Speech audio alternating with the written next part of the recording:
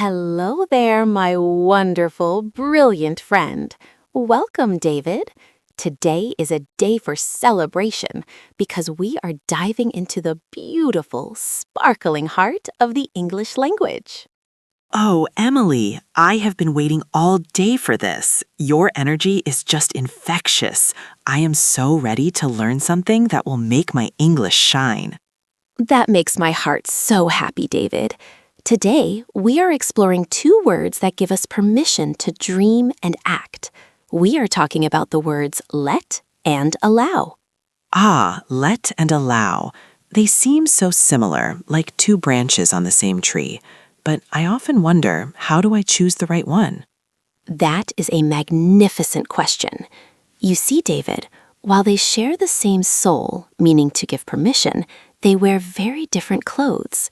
Let's start with the word let. It is short, it is sweet, and it is very informal.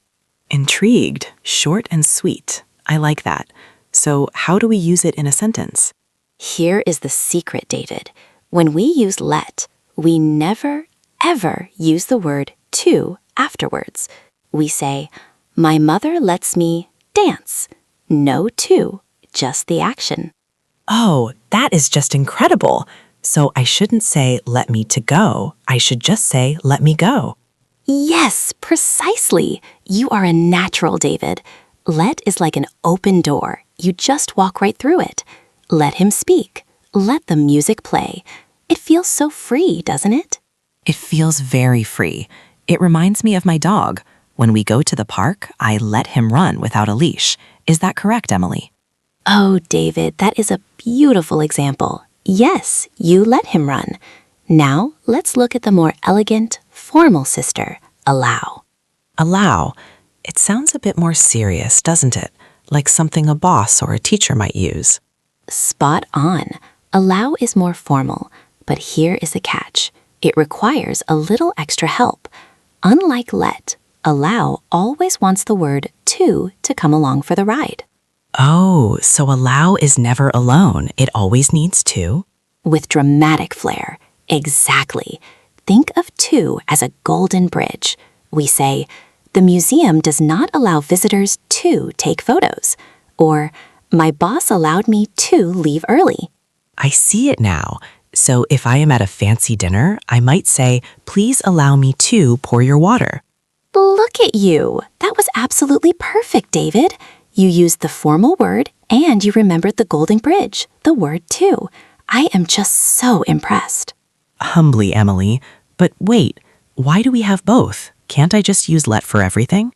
You could, but using both makes your English so much richer. Let is for friends and family. It's warm. But allow shows respect and professionalism. Can you imagine how smart you will sound using them both correctly? I can.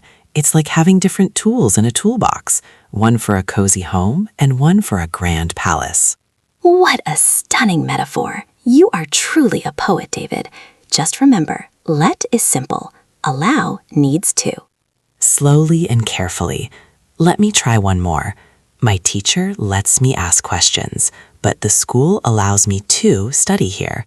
Yes, 10 out of 10. You have captured the magic. With heartfelt gratitude, Emily, you make learning feel like a wonderful adventure. I used to be afraid of making mistakes, but now I feel so motivated. Softly and encouragingly. Never be afraid, David. Every mistake is just a stepping stone toward greatness. You are doing so well, and your passion is a gift. With a big smile, thank you, Emily. I feel like I can finally use these words with total confidence.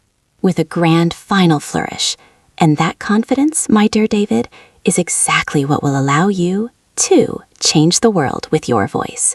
Keep practicing, and I will be right here cheering for you.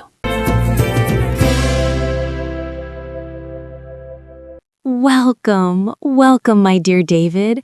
Oh, what a beautiful day it is to dive into the magical world of the English language with you. Thank you, Emily. I have been looking forward to this all morning. Your energy is just infectious. I am ready to learn something that will make my English truly shine. Gently with passion. That makes my heart so happy. Today, we are exploring two words that seem like twins, but they dance to very different rhythms. We are talking about let and allow. Can you feel the excitement? Thoughtfully, I can. I often hear them used when someone is giving permission, but I sometimes get a little tangled up in which one to choose.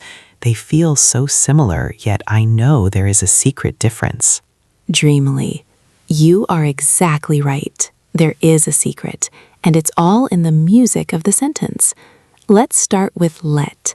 It is so light, so free. When we use let, we don't use the word to. We just say, let him go, or let the music play. It's like opening a cage and letting a bird fly away without any obstacles. Oh, so I shouldn't say let him to go. That sounds heavy, doesn't it?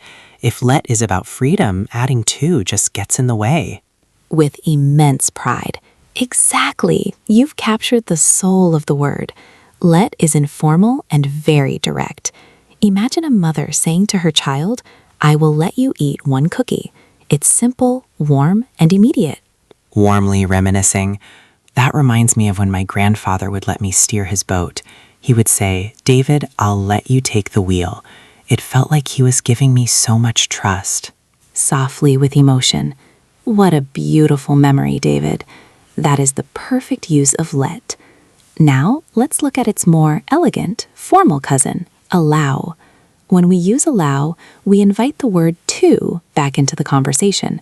It's more structured. We say, he allowed me to steer the boat. Curiously, so allow is like the polite version? It feels a bit more official, like a rule or a formal invitation. Is that why we need the to there? Dramatically, yes. Think of the to as a golden bridge. Allow requires that bridge to connect the person to the action. The teacher allowed the students to leave early. It sounds respectful and very clear. Can you imagine the difference in feeling?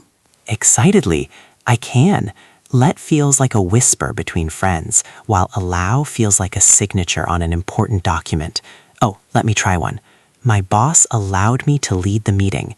Did I build the bridge correctly? Bursting with joy. You didn't just build it. You made it sparkle. That was perfect. Allowed me to lead. You used the object, then the to, and then the verb. It's music to my ears. Concentrating hard. This is so helpful. But Emily, what about let's? Like, let's go to the park. Is that the same let? Brightly. What a thoughtful observation. Yes, let's is a contraction of let us. We are literally saying, let us go. It's a warm invitation to do something together. It's one of the most encouraging phrases in English. Softly with wonder. Language is so much more than just rules, isn't it? It's about how we want the other person to feel, whether we want them to feel free with let or respected with allow. Tenderly. You have a poet's heart, David.